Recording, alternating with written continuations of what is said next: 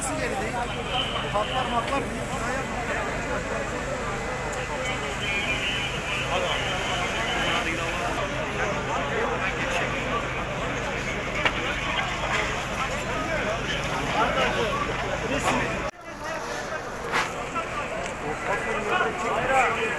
Göster.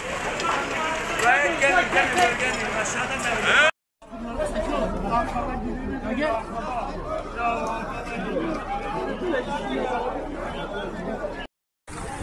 Bismillahirrahmanirrahim.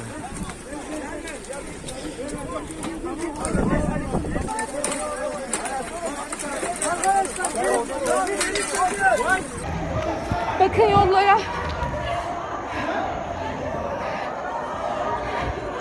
Balkonlar falan hep yıkılmış. Yerler çatlak. Ev yıkılmış, insanlar var galiba.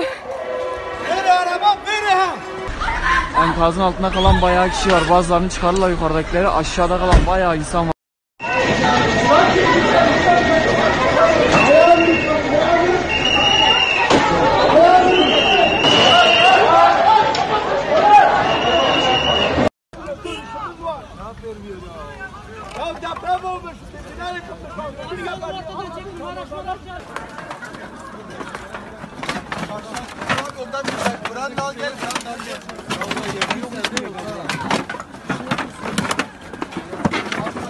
Abi çocuklara bak ya.